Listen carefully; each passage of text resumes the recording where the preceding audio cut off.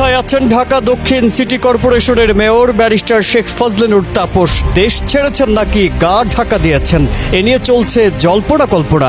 শেখ হাসিনার পদত্যাগের আগেই অনেক এমপি মন্ত্রী দেশ ছাড়েন, যার মধ্যে তাপসের নামও শোনা যায়। বিশেষ করে তার নাম বারবার উঠে আসছে পিলখানা হত্যাকাণ্ডে সরাসরি জড়িত থাকার অভিযোগ হিসেবে।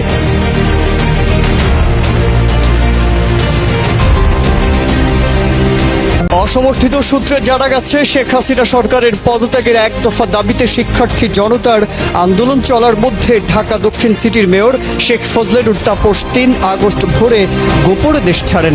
এদিকে ১৫ বছর আগে বিডিআর বিদ্রোহে রাজধানীর পিলখানার সংঘটিত ভয়াবহ হত্যাকাণ্ডের ঘটনায় সাবেক প্রধানমন্ত্রী শেখ হাসিনা, শেখ সেলিম, শেখ ফজলে নূর তাপস সহ অনেকে সরাসরি জড়িত ছিল বলে দাবি করছেন ওই ঘটনায় নিহত মেজর শাকিলের ছেলে রাকিন আহমেদ।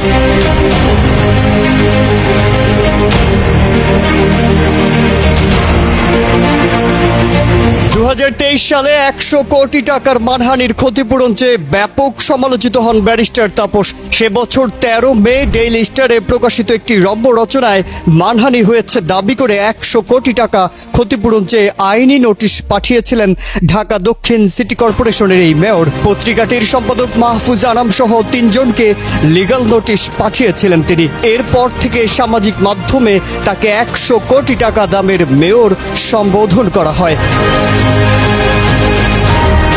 ২০২১ সালে নানা ইস্যুতে ঢাকা দক্ষিণ সিটি কর্পোরেশনের mayor barrister Sheikh Fazle Noor Taposh mayor থাকার যোগ্য নয় বলে দাবি করেন সংস্থাটির সাবেক মেয়র ও আওয়ামী লীগের কেন্দ্রীয় কমিটির সদস্য মোহাম্মদ সাইদ খোকন। তিনি জানান, তাপস দক্ষিণ সিটি কর্পোরেশনের শত শত কোটি টাকা তার নিজ মালিকানাধীন মধুমতি ব্যাংকে স্থানান্তরিত করেছেন। এই টাকা বিভিন্ন ব্যক্তি ও প্রতিষ্ঠানে বিনিয়োগ করার মাধ্যমে কোটি কোটি টাকা লাভ করেছেন।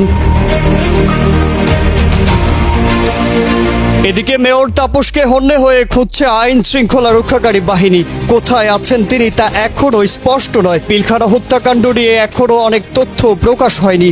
এ নিয়ে আরও স্বচ্ছ ও সুষ্ঠু তদন্তের দাবি জানিয়েছেন নিহতের স্বজনরা।